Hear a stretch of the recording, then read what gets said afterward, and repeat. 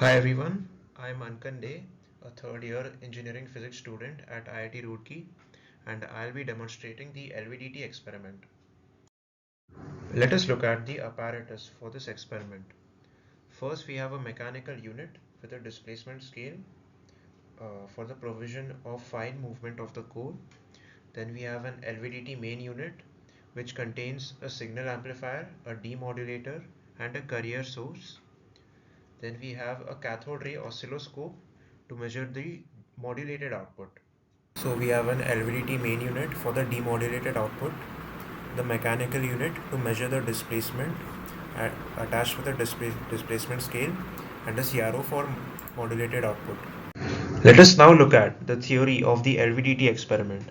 The Lvdt is a linear transducer used to measure displacement of an object, or in this case, an iron core attached to the mechanical unit. The main function is to convert the linear movement of the iron core to electrical signals. The working principle is based on transformer, where we have a primary coil, secondary coils, and a movable iron core.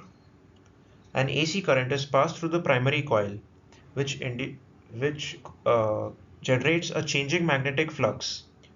This changing magnetic flux induces a potential difference in the secondary coils.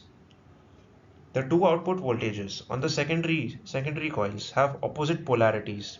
Thus, the net output voltage will be the difference of each of the induced voltages on the secondary coils.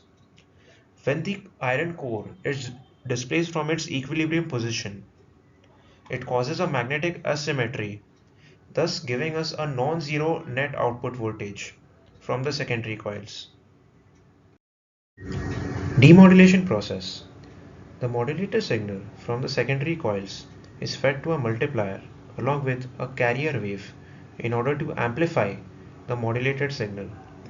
This amplified signal is fed to a low pass filter to remove any unwanted high frequency parts of the signal, thus giving us the final demodulated signal. If we displace the core present in the mechanical unit by small steps to the right side, we can see that the demodulated output comes out to be a certain positive value, and the modulated output on the CRO can be measured by the RMS voltage displayed on the CRO display. And if we move the core towards the left side of the zero, then we can see that the demodulated output comes out to be a negative value. And similarly, in this case, we can measure the modulated output from the VRMS and the Vmax.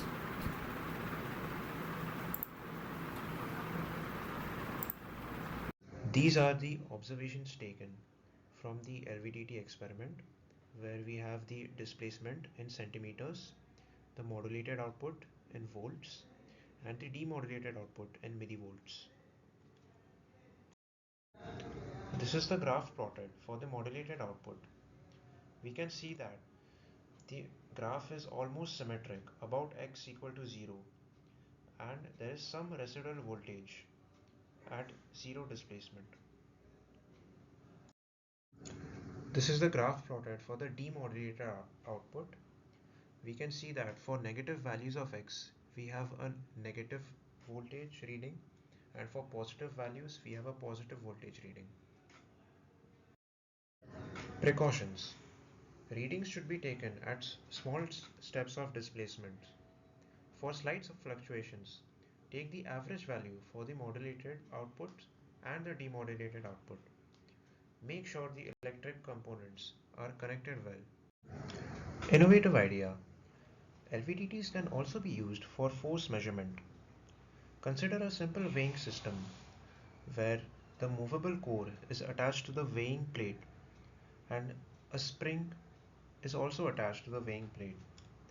The position of the core will also determine the mechanical force required to displace the core.